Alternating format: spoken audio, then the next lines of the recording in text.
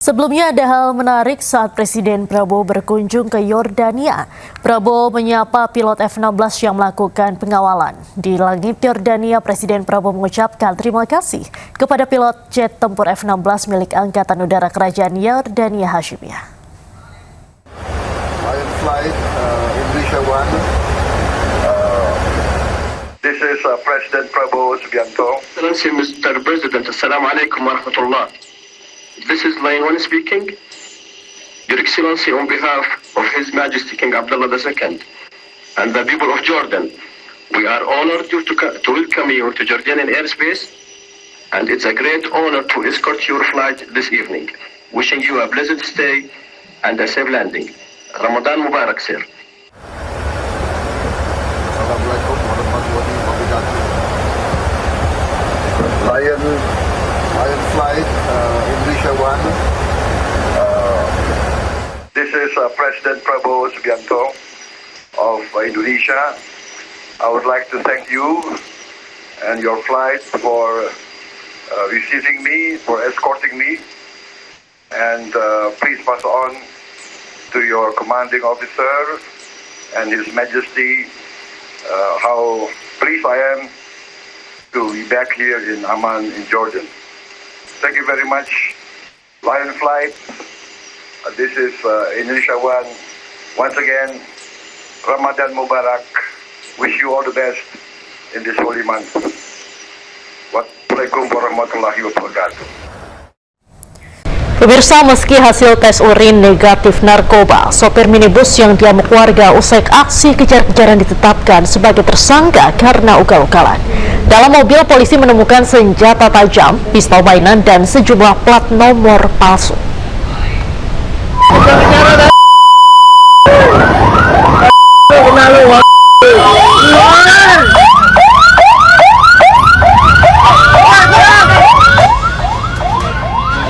Polisi mengejar minibus yang melaju ugal-ugalan karena dicurigai menggunakan plat nomor palsu.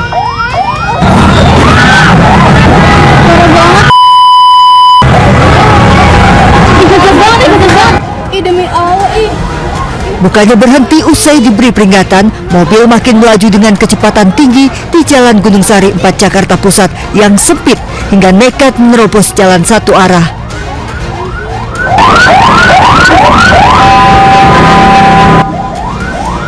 Sopir kemudian putar balik di jalur sama dan tancap gas ke arah Ancol hingga terjebak macet. Tak mau berhenti dikejar warga, sopir nekat menabrak kendaraan lain dan membuat pengendara lain terluka hingga menjadi sasaran amuk warga. Meski hasil tes urin negatif, pelaku ditetapkan tersangka karena berkendara ugal-ugalan. Di mana saat kejadian memang pengendara tidak sendiri, ada satu penumpang wanita bersamanya, dan kita langsung melakukan penggeledahan. Di dalam mobil yang digunakan oleh pengendara didapati ada 4 pasang TNKB. Pengemudi berusia 20 tahun asal Surabaya, Jawa Timur mengaku bermaksud mengajak kekasihnya ke Ancol, namun karena tidak menguasai jalan, akhirnya nekat lawan arah dan panik saat diberhentikan polisi. Karena saya nggak bawa SIM, nggak punya SIM sama nggak bawa STNK, jadinya saya takut sama polisi, takutnya ditilang. Nah, itu bisa lawan arah karena memang nggak tahu jalan atau gimana? Nggak tahu jalan dan Tersangka terancam 4 tahun penjara dan denda 8 juta rupiah. Dari Jakarta, Rani Sanjaya, iNews melaporkan. Pemirsa, motif penganiayaan yang berujung tewasnya seorang polisi muda Bribda Dirja Pratama yang diduga dilakukan oleh seniornya akhirnya terungkap. Korban diduga dianiaya karena dianggap tidak loyal dan tidak mengindahkan panggilan senior.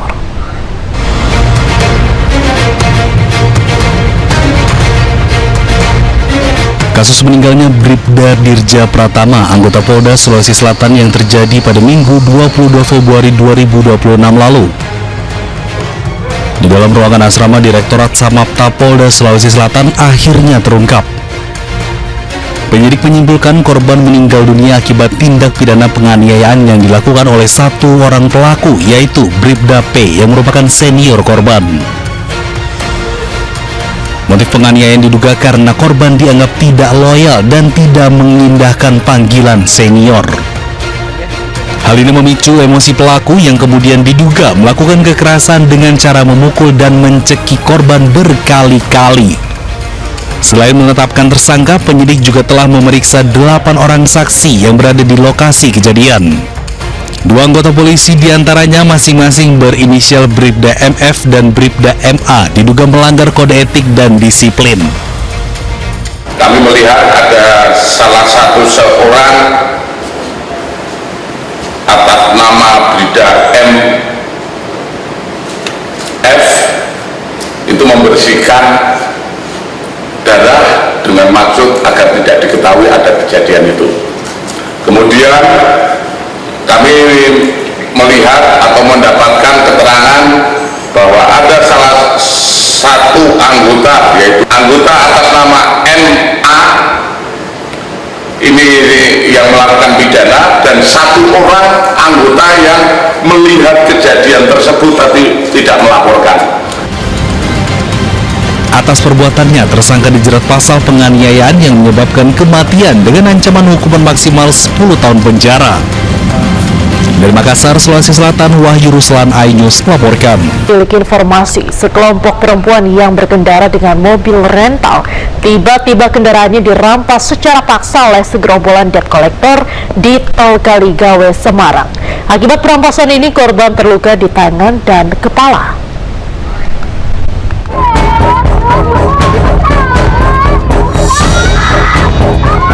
Viral di media sosial video pengendara mobil ketakutan saat didatangi sekelompok debt collector atau penagih utang. Mobil ini dirampas secara paksa, adu mulut pun terjadi dan pengendara mobil terus berupaya mempertahankan mobilnya, sebab mobil ini merupakan mobil rental yang disewa pengendara untuk berwisata. Setelah diselidiki, ternyata aksi gerombolan debt collector salah sasaran. Polisi kemudian menangkap 6 orang debt collector. Sementara akibat kejadian ini, korban terluka di bagian tangan dan cedera kepala.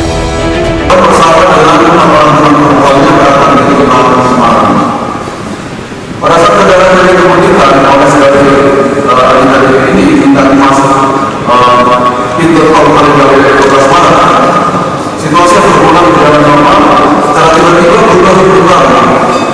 Kendaraan tersebut secara mendadak berbeda dan dihentikan secara paksa oleh 6 orang pelaku. Keenam pelaku kini ditahan di Polda Jawa Tengah dan terancam hukuman 5 tahun penjara. Dari Semarang, Jawa Tengah, Wisnu Wardana, iNews melaporkan.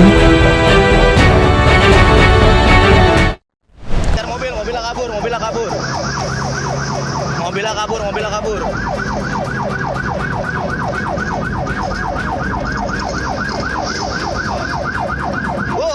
Berhenti dulu, Bu. Aksi kejar-kejaran minibus yang dikendarai perempuan dan ambulans terjadi di kawasan perumahan Harvest City, Kecamatan Cilengsi, Kabupaten Bogor, Jawa Barat.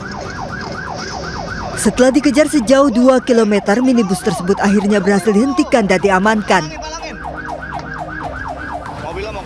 Pengemudi diduga mencoba kabur setelah terlibat kecelakaan dengan sepeda motor yang dikendarai seorang remaja. Akibat kecelakaan, sepeda motor korban rusak parah dan minibus mengalami rusak di bagian bodi serta kaca di bagian kemudi pecah. Sementara korban mengalami patah tulang pada lutut kirinya dan langsung mendapat penanganan medis. Kronologinya itu mobil Fortuner memutar balik, terus ada motor dari arah Harvest ke arah Cilengsi dan terjadi kecelakaan tersebut, Mas. Oke, itu langsung nabrak Fortuner atau gimana, Bang? Langsung nabrak pintu Fortuner sebelah kanan. Oke, itu yang akhirnya kejar-kejaran itu kenapa? Sempat kabur atau gimana? Dia alasannya mau parkir ke warga, ternyata kabur. Kasus kecelakaan kini ditangani Satlantas Polres Bogor, sementara pengemudi minibus beserta seluruh kendaraan yang terlibat kecelakaan kemudian dibawa ke kantor unit Gakum Satlantas Polres Bogor. Dari Kabupaten Bogor, Jawa Barat, Cahyat Supriyatna, iNews melaporkan. Pemirsa, usai ditetapkan sebagai tersangka, ibu tiri penganiaya anak hingga tewas yang juga merupakan ASN P3K di Kementerian Agama Kabupaten Sukabumi, Jawa Barat terancam dipecat. Ia ditetapkan sebagai tersangka lantaran diduga telah menganiaya anak tirinya Nizam Syafei hingga meninggal dunia.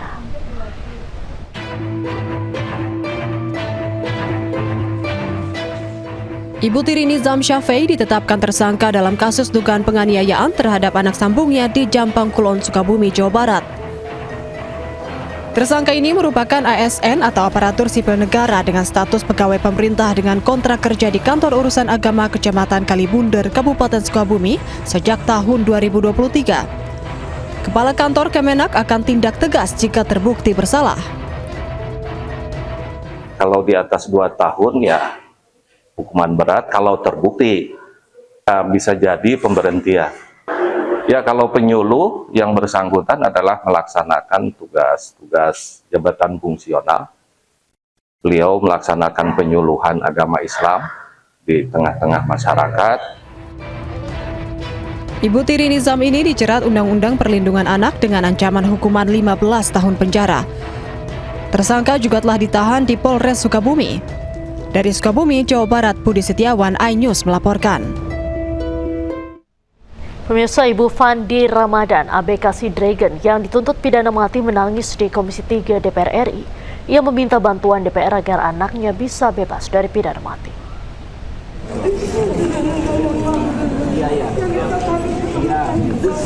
Ibu ABK kasus sabu 2 ton bersujud di hadapan anggota Komisi 3 DPR RI usai melakukan rapat dengar pendapat. Sambil menangis, Ibu Fandi Ramadan ini memohon bantuan kepada anggota Dewan agar bisa membantu anaknya yang tengah menjalani proses hukum.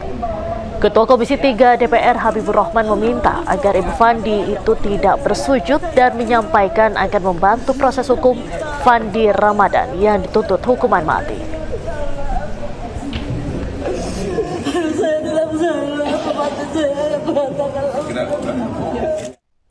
Sebelumnya, pemirsa, orang tua Fandi Ramadan ABK Sea Dragon yang dituntut pidana mati dalam kasus penyelundupan 2 ton sabu mendatangi Komisi 3 DPR. Kedatangan orang tua Fandi ini untuk meminta keadilan lantaran menilai anaknya tidak bersalah.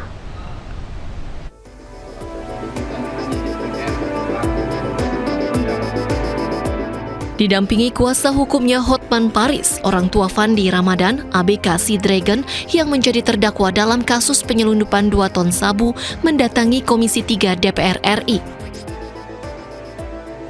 Orang tua Fandi datang untuk mencari keadilan bagi anaknya yang dituntut pidana mati. Di depan anggota Komisi 3 DPR, Ibunda Fandi memastikan bahwa anaknya tidak tahu menahu kapal tersebut akan membawa narkotika. Saya selaku orang tua, saya mohon keadilan sama Bapak. Membantu saya untuk menyelesaikan masalah anak saya ini, Pak. Saya mohon, Pak, karena saya tanya anak saya, dia tidak mengetahui barang itu, Pak. Saya tanya, jadi tahunya dari mana? Setelah penangkapan, Mak, barulah tahu saya itu bawahnya itu narkoba. Jadi, apa kamu nggak bertanya? Saya tanya, waktu barang itu masuk, disuruh kapten kami mengangkat. Begitu saya angkat, saya udah nggak enak. Saya bilang sama kawan. Sementara kuasa hukum Fandi, Hotman Paris, menyebut bahwa Fandi adalah anak buah kapal yang baru bekerja selama 3 hari saat kapal tersebut ditangkap aparat. Jelas-jelas dia baru kerja 3 hari.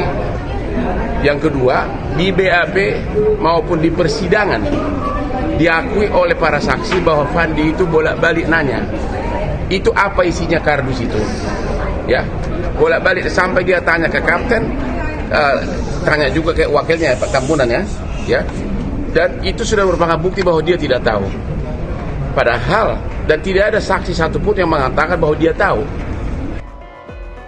Sebelumnya Fandi Ramadan bersama 5 kru kapal Sea Dragon, termasuk nahkoda kapal ditangkap BNN, TNI Polri, dan Bea Cukai di perairan Tanjung Balai Karimun, Kepulauan Riau pada 21 Mei 2025 lalu.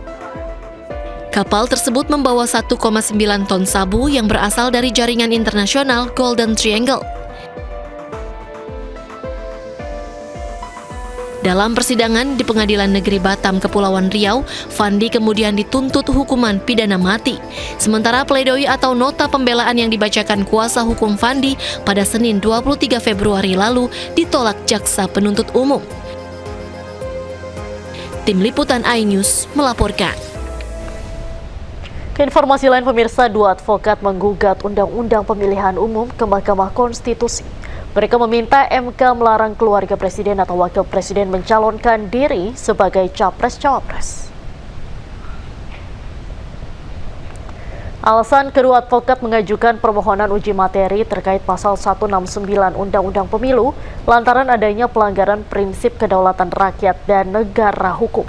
Dalam petitumnya, para pemohon meminta Hakim MK mengabulkan permohonan pemohon dan menyatakan pasal 169 Undang-Undang Pemilu bertentangan dengan Undang-Undang Dasar 1945 dan tidak mempunyai kekuatan hukum mengikat.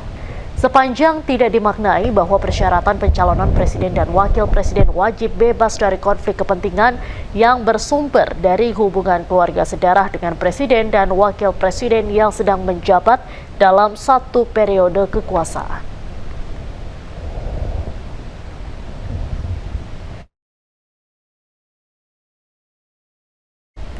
Ketua DPP PSI Bestari Barus meminta masyarakat tak perlu khawatir jika keluarga presiden atau wakil presiden ikut pilpres. Yang perlu ditakutkan menurut pakar hukum tata negara adalah menyalahgunakan kewenangan. Jangankan keluarga presiden, ada presiden di Republik ini dulu pernah mencalonkan aja bisa kalah kok. Apa kita khawatir tentang hal itu? Sama-sama kita mengawasi bagaimana pelaksanaan pemilu itu berjalan baik. Kan begitu, dan tidak melanggar gitu loh. Nah, segala sesuatu yang sudah diputuskan oleh lembaga hukum, marilah dengan legowo kita terima, tidak usah dikorek-korek lagi. MK itu lembaga resmi negara yang punya kewenangan, diberikan kewenangan sesuai dengan undang-undang. Apa yang sudah diputuskan oleh MK, maka dia final and binding. Saya kira itu.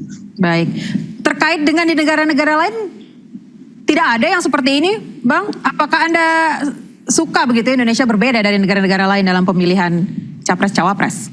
Saya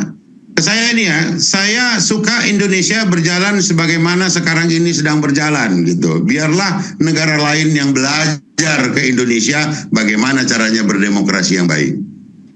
Karena permasalahan yang menjadi substansial bukan itu menurut saya. Karena orang sudah kecewa kan kemarin ketika peradilan digunakan untuk melegitimasi seseorang yang tidak memenuhi syarat untuk dapat menjadi calon. Nah itu nggak boleh berimbas kemana-mana tuh, nggak boleh berimbas kepada hak orang untuk dapat dipilih. Karena meskipun ayahnya seorang presiden, dia kan masih punya hak. Yang tidak boleh itu ayahnya menggunakan kekuasaan yang kemudian hanya menguntungkan anaknya, itu nggak boleh tuh. Kan juga sudah ada putusan MK dan peraturan KPU ya. Misalnya penggunaan tempat kampanye tidak hanya boleh kepada calon yang anak presiden atau keluarga presiden gitu ya. Nah itu sudah diatur. Jadi menurut saya sifat fairness-nya saja diatur, tidak hal-hal yang lain yang terlalu jauh dari pola dan aturan demokrasi konstitusional kita. Jadi kalau saya anak presiden, saya harus nunggu 5 tahun hanya untuk sekadar memastikan saya tidak menggunakan apa yang menjadi fasilitas yang berkaitan dengan tugas ayah saya. Padahal aturannya sudah ada, tidak boleh gitu ya. Dia memanfaatkan relasi kekeluargaannya dalam pertarungan itu. Nah, menegaskan itu menurut saya juga punya potensi langkah politik. Karena lawan kita berat, anak seorang calon mantan presiden, lalu kita ingin menyingkirkan persaingan itu juga tidak sehat bagi saya. Kalau anak seorang presiden menggunakan kekuasaan ayahnya tidak sehat, begitu juga kalau untuk menyingkirkan hak anak presiden dalam pertarungan menurut saya juga tidak sehat dengan cara-cara inkonstitusional. Pemirsa, usai ditetapkan sebagai tersangka, ibu tiri penganiaya anak hingga tewas yang juga merupakan ASN P3K di Kementerian Agama Kabupaten Sukabumi, Jawa Barat terancam dipecat. Ia ditetapkan sebagai tersangka lantaran diduga telah menganiaya anak tirinya Nizam Syafei hingga meninggal dunia.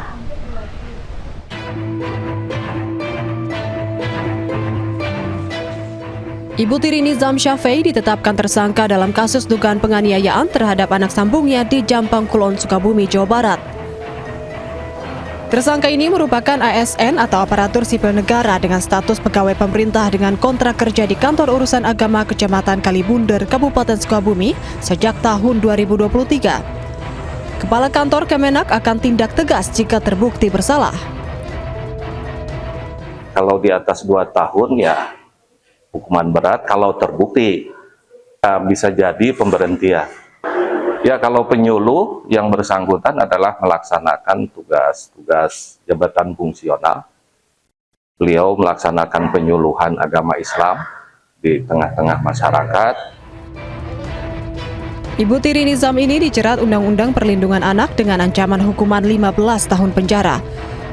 Tersangka juga telah ditahan di Polres Sukabumi.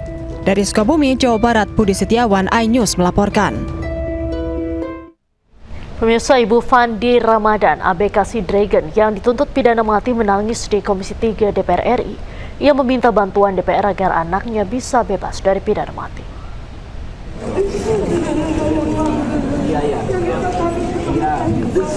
Ibu ABK kasus sabu 2 ton bersujud di hadapan anggota Komisi 3 DPR RI usai melakukan rapat dengar pendapat.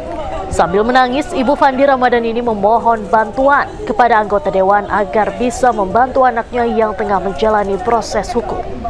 Ketua Komisi 3 DPR Habibur Rahman meminta agar Ibu Fandi itu tidak bersujud dan menyampaikan akan membantu proses hukum Fandi Ramadan yang dituntut hukuman mati.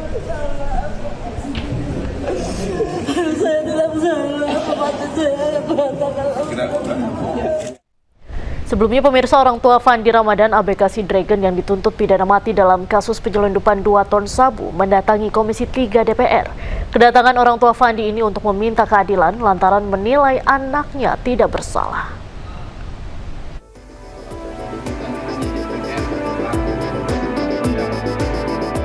Didampingi kuasa hukumnya Hotman Paris, orang tua Fandi Ramadan, ABK Si Dragon yang menjadi terdakwa dalam kasus penyelundupan 2 ton sabu mendatangi Komisi 3 DPR RI. Orang tua Fandi datang untuk mencari keadilan bagi anaknya yang dituntut pidana mati. Di depan anggota Komisi 3 DPR, Ibunda Fandi memastikan bahwa anaknya tidak tahu menahu kapal tersebut akan membawa narkotika. Saya selaku orang tua, saya mohon keadilan sama Bapak. Membantu saya untuk menyelesaikan masalah anak saya ini, Pak. Saya mohon, Pak, karena saya tanya anak saya, dia tidak mengetahui barang itu, Pak. Saya tanya, jadi tahunya dari mana? Setelah penangkapan, Mak, barulah tahu saya itu bawahnya itu narkoba. Jadi, apa kamu nggak bertanya? Saya tanya, waktu barang itu masuk, disuruh kapten kami mengangkat. Begitu saya angkat, saya udah nggak enak. Saya bilang sama kawan. Sementara kuasa hukum Fandi, Hotman Paris, menyebut bahwa Fandi adalah anak buah kapal yang baru bekerja selama 3 hari saat kapal tersebut ditangkap aparat. Jelas-jelas dia baru kerja 3 hari. Yang kedua, di BAP maupun di persidangan diakui oleh para saksi bahwa Fandi itu bolak-balik nanya, itu apa isinya kardus itu, ya, bolak-balik sampai dia tanya ke kapten. Tanya juga ke wakilnya Pak Tambunan, ya, dan itu sudah merupakan bukti bahwa dia tidak tahu. Padahal dan tidak ada saksi satupun yang mengatakan bahwa dia tahu. Sebelumnya Fandi Ramadan bersama 5 kru kapal Sea Dragon, termasuk nahkoda kapal, ditangkap BNN, TNI Polri, dan Bea Cukai di perairan Tanjung Balai Karimun, Kepulauan Riau pada 21 Mei 2025 lalu.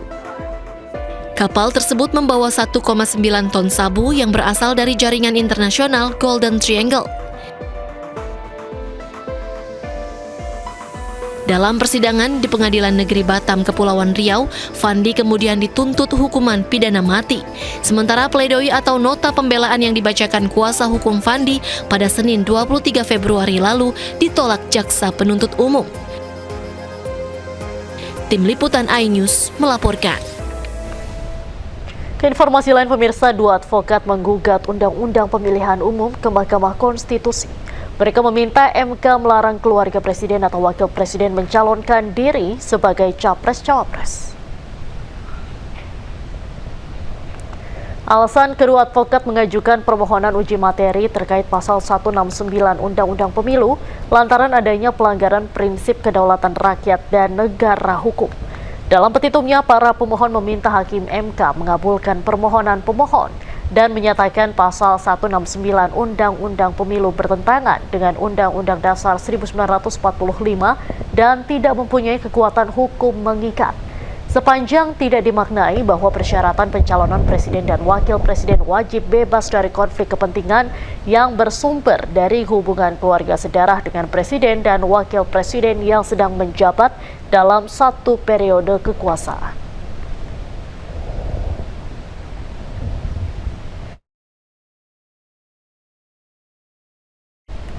Ketua DPP PSI Bestari Barus meminta masyarakat tak perlu khawatir jika keluarga presiden atau wakil presiden ikut pilpres.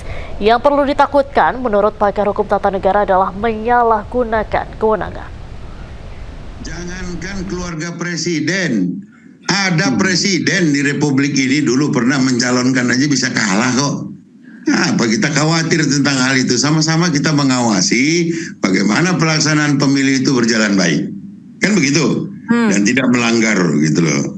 Nah, segala sesuatu yang sudah diputuskan oleh lembaga hukum, marilah dengan legowo kita terima, tidak usah dikorek-korek lagi. MK itu lembaga resmi negara yang punya kewenangan, diberikan kewenangan sesuai dengan undang-undang. Apa yang sudah diputuskan oleh MK, maka dia final and binding. Saya kira itu. Baik, terkait dengan di negara-negara lain, tidak ada yang seperti ini, Bang. Apakah Anda suka begitu Indonesia berbeda dari negara-negara lain dalam pemilihan capres-cawapres? Saya suka Indonesia berjalan sebagaimana sekarang ini sedang berjalan gitu. Biarlah negara lain yang belajar ke Indonesia bagaimana caranya berdemokrasi yang baik. Karena permasalahan yang menjadi substansial bukan itu menurut saya. Karena orang sudah kecewa kan kemarin ketika peradilan digunakan untuk melegitimasi seseorang yang tidak memenuhi syarat untuk dapat menjadi calon. Nah itu tidak boleh berimbas kemana-mana tuh, tidak boleh berimbas kepada hak orang untuk dapat dipilih. Karena meskipun ayahnya seorang presiden, dia kan masih punya hak. Yang tidak boleh itu ayahnya menggunakan kekuasaan yang kemudian hanya menguntungkan anaknya, itu nggak boleh tuh. Kan juga sudah ada putusan MK dan peraturan KPU ya. Misalnya penggunaan tempat kampanye tidak hanya boleh kepada calon yang anak presiden atau keluarga presiden gitu ya. Nah itu sudah diatur. Jadi menurut saya sifat fairness-nya saja diatur, tidak hal-hal yang lain yang terlalu jauh dari pola dan aturan demokrasi konstitusional kita. Jadi kalau saya anak presiden, saya harus nunggu 5 tahun hanya untuk sekadar memastikan saya tidak menggunakan apa yang menjadi fasilitas yang berkaitan dengan tugas ayah saya. Padahal aturannya sudah ada, tidak boleh gitu ya. Dia memanfaatkan relasi kekeluargaannya dalam pertarungan itu. Nah, menegaskan itu menurut saya juga punya potensi langkah politik.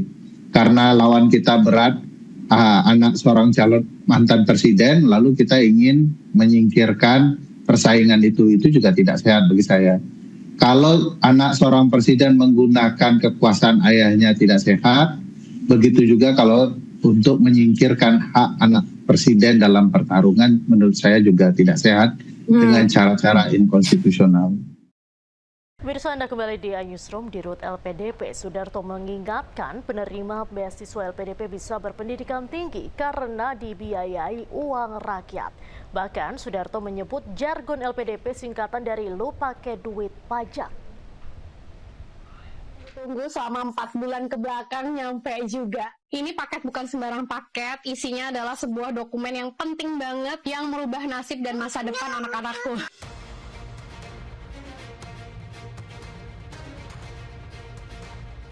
Polemik alumni LPDP yang dinilai mengaku bangga anaknya menjadi warga negara Inggris membuat Dirut LPDP Sudarto turut menyampaikan permohonan maaf atas kegaduhan yang timbul.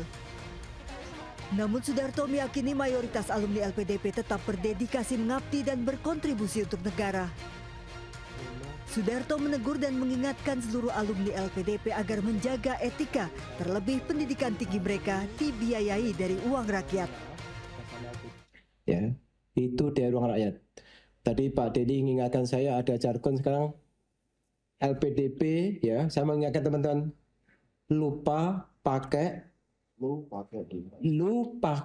duit pajak. Sementara Direktur Jenderal Administrasi Hukum Umum Kementerian Hukum Widodo mengingatkan Dwi Sasetyaning Tias alumni LPDP untuk tidak mengintervensi hak anaknya dalam memilih hak kewarganegaraan. Hingga saat ini anak Dwi Sasetyaning Tias masih berstatus WNI. Secara aturan peraturan perundang-undangan, otomatis yang melekat dalam dirinya karena bapak ibunya adalah WNI, ya dia otomatis menjadi anaknya warga negara Indonesia. Ini yang nanti kita harus tegaskan kembali. Pasalnya Inggris tempat domisili Dwi tidak menganut sistem otomatis berkewarganegaraan berdasarkan tempat lahir, sehingga status tidak otomatis warga negara Inggris meski lahir di sana. Tim Liputan iNews melaporkan. Seorang ibu, Millie Alexander, merekam momen ketika ia dengan bangga memperlihatkan perjuangannya menjadikan sang anak menjadi WNI. Hal ini berbanding terbalik dengan Sasetyaning Tias, seorang ibu asal Indonesia tinggal di Inggris yang bangga karena anaknya mendapat paspor asing viral di media sosial. Tidak cukup aku yang WNI, anak-anakku juga harus WNI juga. Ini adalah paket yang sangat penting yang menyangkut masa depan anakku. Kita coba buka ya.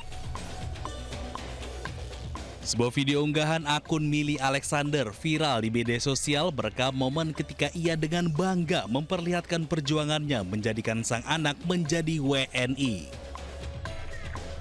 Ini paket bukan sembarang paket, isinya adalah sebuah dokumen yang penting banget yang merubah nasib dan masa depan anak-anakku. Hal ini berbanding terbalik dengan postingan pemilik akun @Sasetyaning Tias. Seorang ibu asal Indonesia tinggal di Inggris yang bangga karena anaknya mendapat paspor asing viral di media sosial. I know the world seems unfair, tapi cukup aku aja yang WNI, anak-anakku jangan. Warganet ramai-ramai mengkritik karena ia dan suaminya adalah penerima beasiswa LPDP. Setelah menerima amplop, ia menunjukkan ekspresi terharu dan menyebut ini paket bukan sembarang paket. Dirinya mendapatkan surat dari Home Office Inggris yang menyatakan kalau anaknya yang kedua diterima menjadi warga negara Inggris dan menerima paspor secara resmi. Usai viral di media sosial, Sasetyaning Tias pun mengunggah tulisan permohonan maaf. Ia menyebut video tersebut dibuat sebagai bentuk rasa kecewa dan frustasi sebagai WNI terhadap kondisi Indonesia hari ini. Ini paket bukan sembarang paket, isinya adalah sebuah dokumen yang penting. Pemirsa, banyak orang mencari paspor terkuat di dunia dengan tujuan mendapat kemudahan akses perjalanan internasional, seperti bebas visa atau visa on arrival, visa kunjungan saat kedatangan ke banyak negara. Berdasarkan data Henley Passport Index 2026, berikut daftar negara dengan akses bebas visa terbanyak.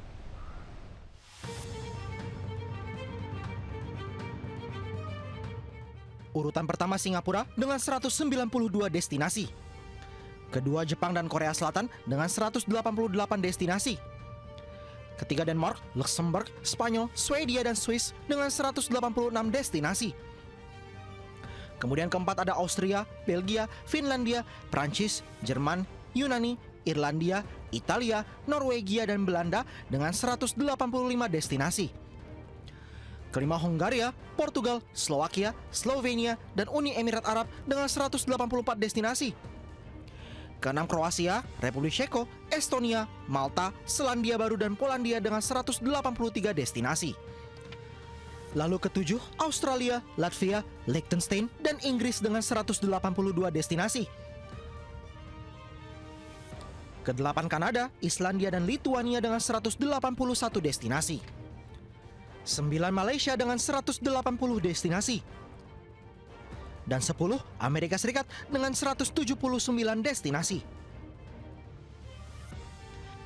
Sementara itu posisi Indonesia yang pada tahun 2025 berada di peringkat ke-66, kini pada tahun 2026 berada di peringkat ke-64, yang artinya menunjukkan kenaikan 2 peringkat di mana terjadi penguatan kekuatan diplomatik Indonesia di mata internasional. Direktur Utama LPDP Sudarto sebut 4 alumni penerima beasiswa LPDP sudah melunasi pengembalian dana pendidikan. Sementara 4 orang lainnya masih mencicil pengembalian dana. Diketahui sebelumnya 8 alumni tersebut kena sanksi pengembalian dana.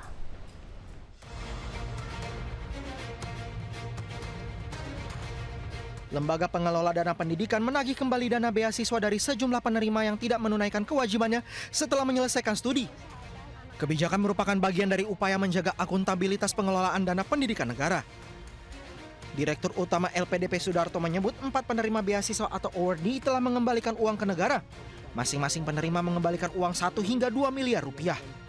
Pak, total dana yang dikembalikan itu 4 orang itu berapa sih Pak? Bisa dibocorin nggak Pak? Yang udah bayar Pak? Iya, yang udah bayar. Itu ada yang dalam negeri ada yang luar negeri juga ada. Jadi rata-rata, ya mohon maaf ya, antara ya sekitar 2 miliar satu orang. Yang PhD ya. Ada yang master di bawah 1. 2 miliar USD dalam 1 orang Pak. Diketahui pembayaran dilakukan dengan cara dicicil, mengacu pada situasi dan kondisi penerima beasiswa. Meski demikian, Sudarto belum bisa mengungkapkan perhitungan bunga yang diterapkan dalam pengembalian uang beasiswa itu. Dari Jakarta, Tim Liputan iNews melaporkan. Pemirsa, Anda kembali di iNewsroom. Di RUT LPDP, Sudarto mengingatkan penerima beasiswa LPDP bisa berpendidikan tinggi karena dibiayai uang rakyat. Bahkan, Sudarto menyebut jargon LPDP singkatan dari lu pakai duit pajak. Tunggu selama 4 bulan ke belakang nyampe juga. Ini paket bukan sembarang paket, isinya adalah sebuah dokumen yang penting banget yang merubah nasib dan masa depan anak-anakku.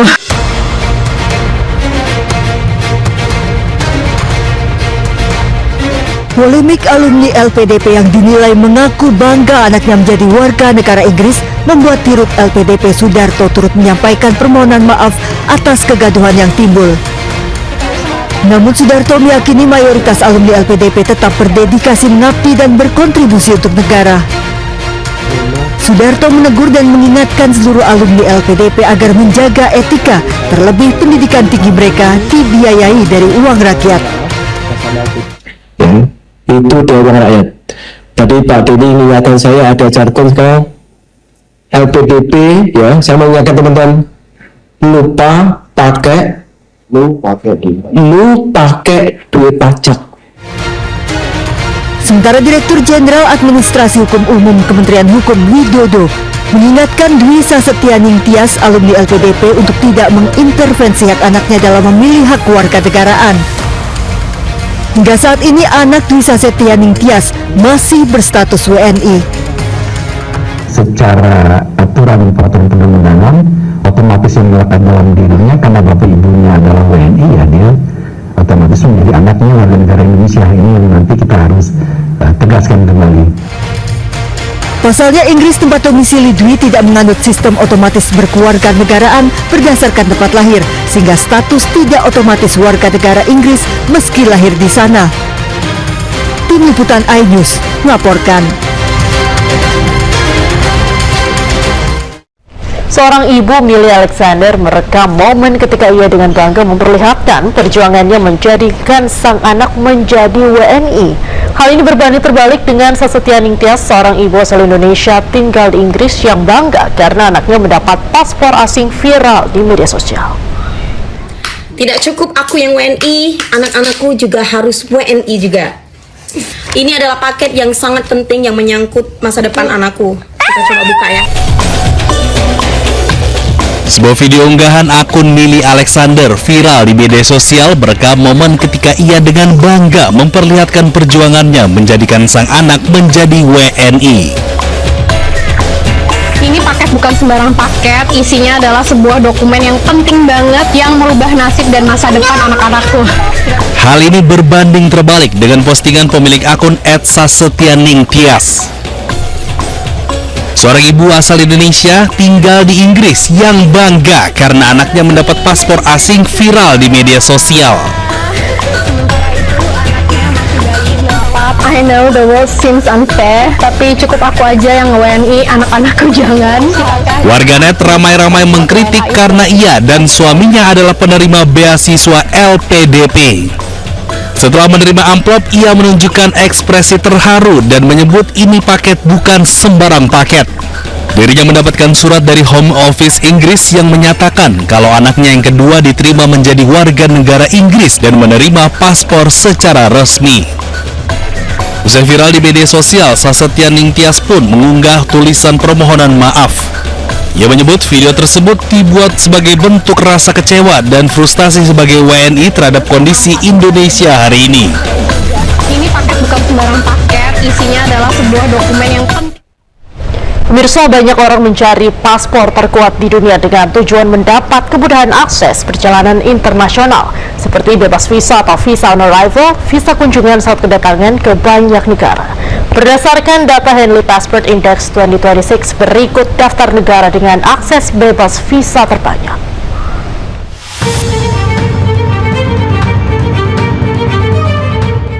Urutan pertama Singapura dengan 192 destinasi. Kedua Jepang dan Korea Selatan dengan 188 destinasi.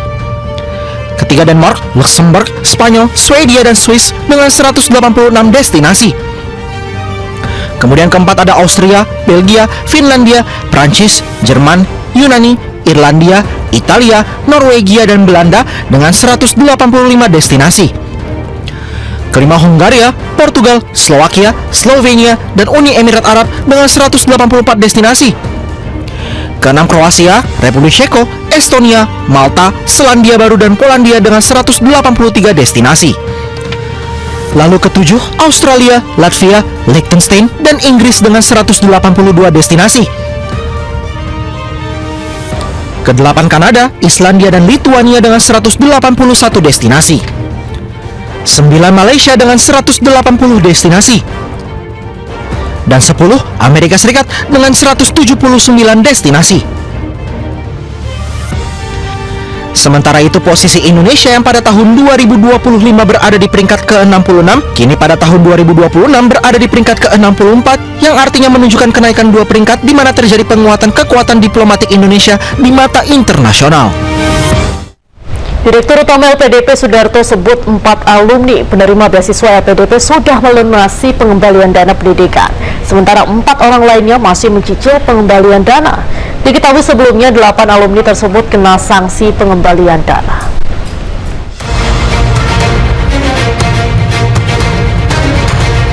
Lembaga Pengelola Dana Pendidikan menagih kembali dana beasiswa dari sejumlah penerima yang tidak menunaikan kewajibannya setelah menyelesaikan studi. Kebijakan merupakan bagian dari upaya menjaga akuntabilitas pengelolaan dana pendidikan negara. Direktur Utama LPDP Sudarto menyebut 4 penerima beasiswa atau awardee telah mengembalikan uang ke negara. Masing-masing penerima mengembalikan uang 1 hingga 2 miliar rupiah. Pak, total dana yang dikembalikan itu 4 orang itu berapa sih Pak? Bisa dibocorin nggak Pak? Yang udah bayar sih. Yang udah bayar. Itu ada yang dalam negeri ada yang luar negeri ada. Itu rata-rata ya mohon maaf ya antara ya sekitar 2 miliar satu orang. Yang itu ya. Ada yang master di bawah 2 miliar USD dalam 1 orang Pak. Diketahui pembayaran dilakukan dengan cara dicicil mengacu pada situasi dan kondisi penerima beasiswa. Meski demikian, Sudarto belum bisa mengungkapkan perhitungan bunga yang diterapkan dalam pengembalian uang beasiswa itu. Dari Jakarta, Tim Liputan iNews melaporkan. Anda kembali di Newsroom pemirsa. Tiba di Abu Dhabi, Presiden Prabowo disambut para mahasiswa dan diaspora Indonesia. Dalam kesempatan itu, Prabowo berpesan agar para mahasiswa menjunjung tinggi integritas dan loyalitas.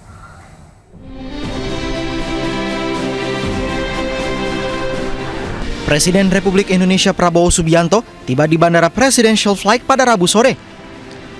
Sejumlah diaspora dan mahasiswa Indonesia turut menyambut kedatangan Presiden Prabowo Subianto di lobi hotel tempat Presiden bermalam.